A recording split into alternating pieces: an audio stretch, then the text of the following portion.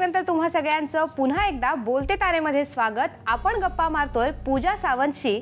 पूजा, यात आणखीन एक किस्से आहेत की तू जसं म्हणाल फॅमिलीशी क्लोज आहेस तू, पण तुझं फ्रेंड सर्कल खूप वेगळं आहे. म्हणजे ते फ्रेंड सर्कल जे सगळ्यांना कदाचित आवडेल की असं फ्रेंड सर्कल आपलं असावं, त्यासाठी पूजा खूप वेगळी मेहनत घेते हे सगळे फ्रेंड्स जमवण्यासाठी. मला तिच्याकडूनच जाणून घ्यायचं आहे हे काय आहेत तुझे फ्रेंड्स नेमके, आणि ते अगदी म्हणजे कुठल्याही सिग्नलवर आम्हाला दिसतात किंवा कुठल्याही अगदी म्हणतो ना गल्ली बोळात आम्हाला ते पाहायला मिळतात. ते सगळे पूजा सावंतचे मित्र आहेत. तर त्यांची ओळख करून दे आपल्या प्रेक्षकांना की पूजा सावंत कुठल्या फ्रेंड्स बरोबर रमते जास्त. ॲक्च्युली मला प्राण्यांची खूप आवड आहे आणि प्राण्यांमध्ये फक्त कुत्रे आणि मांजरीच नाही आहेत, तर त्यामध्ये सगळेच आले. म्हणजे इवन चिमणी, कोकिळा, घुबडं. घुबडं?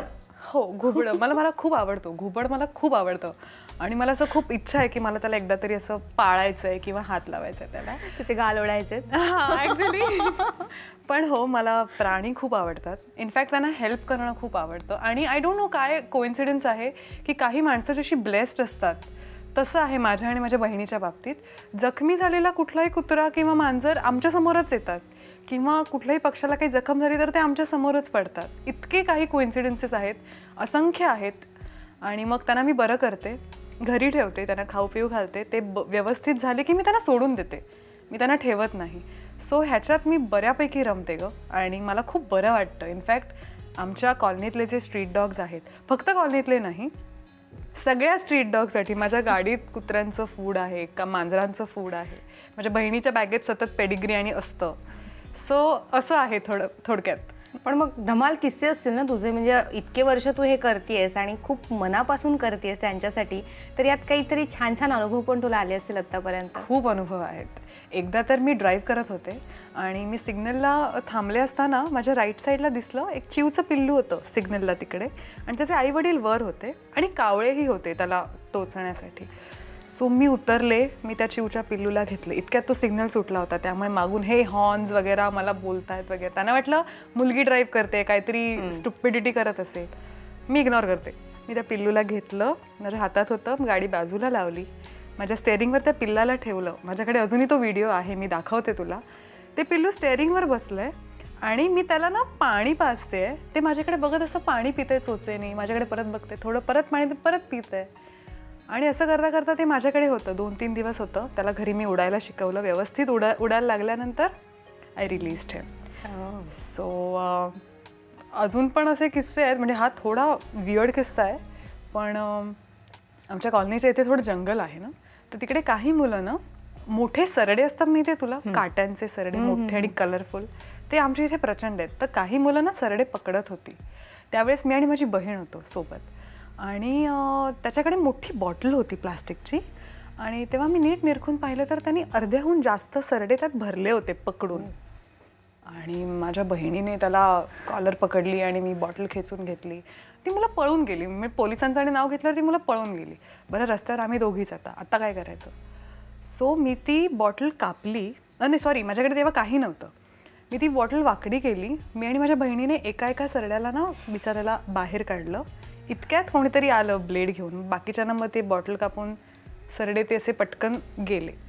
सो हा एक एक्स्ट्रीम किस्सा उगाच आठवला. सरड्यांपर्यंत तर ठीक आहे, म्हणजे तू सरडे काढलेस, बहीण होती सोबत तुझी, त्याच्यामुळे एक थोडासा मॉरल सपोर्ट होता तिथे. मी म्हणेन सरड्यांना हाताळायचं म्हणजे असा सपोर्ट हवाच. हो ग, नाही. पण तू साप सुद्धा हाताळतेस उत्तमरित्या. हो, मी एक दोनदा हाताळलेत. म्हणजे आम्ही हॉस्पिटलला गेलो होतो, तिकडे एक छोटंसं धिवड आलेलं. सापाचा एक प्रकार आहे धिवड, बिनविषारी येतो.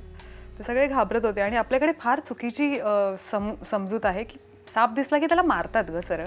ते बिचारे काही करत नसतात. सो ती समजूत आता कुठेतरी बदलायला पाहिजे, कारण का इतके सर्पमित्र आहेत, इतके सगळे हेल्पला पुढे आले आहेत प्राण्यांसाठी. थोडंसं पाऊल पुढे करा, एक पाऊल पुढे करा, त्यांचा जीव वाचू शकतो. आणि एखाद्याचा जीव वाचवणं किती समाधानकारक आहे हे तू मला विचार, कारण का हे सगळं मी अनुभवलं आहे. सो काही नाही, बिनविषारी होता म्हणून हाताळलं. मी काही प्रशिक्षण वगैरे नाही घेतलं. सो विषारी साप नाही, विचारच नाही करू शकत. प्रशिक्षण नाही घेतलंस, पण कुणापासून इन्स्पायर आहेस तू? म्हणजे घरात कोणी करतं तुझ्या, की म्हणजे ही आवड निर्माण कशी झाली आहे मुळात? माझ्या पप्पांमुळे. माझ्या पप्पांचा जन्म गावचा. ते 10वी पर्यंत गावी होते, त्यामुळे त्यांच्याकडे प्रचंड किस्से आहेत ग. म्हणजे त्यांची स्वतःची एक म्हैस होती, ते त्या म्हशीवर बसून अभ्यास करायचे, तिला नदीवर आंघोळ घालायला जायचे. अजूनही आमच्या गावी मोर आणि पाळले आहेत. माझा काका जंगलात जाऊन मोराची पिल्लं आणतो आणि ती कोंबडीला देतो उबवायला, आणि मग त्यातून मग मोराणी आले. सो पप्पांकडून ती आवड आली आहे खूप सारी, आणि निरपेक्ष आवड आहे ती. म्हणजे अपेक्षा नाही आहे कोणाकडून की मी तुम्हाला मदत केली तर तुम्ही असं करा. नाही, तुम्ही बरे व्हा आणि तुम्ही आम्हाला आशीर्वाद देऊन जा. That's it we want. म्हणजे मला वाटतं की सर्पमित्र किंवा प्राणीमित्र पूजा सावंत हे प्रेक्षकांसाठी सुद्धा एक सरप्राईजच असेल. पण पूजा, अशी एखादी भूमिका तुला जर इन फ्युचर करायला मिळाली की प्राणीमित्र पूजा सावंत साकारायला मिळाली तर तुला आवडेल? ऑफकोर्स आवडेल, मला प्रचंड आवडेल ते करायला, कारण का ती बऱ्यापैकी मी असेन. त्यासाठी वेगळे काही एफर्ट्स घ्यावे लागणार नाही मला.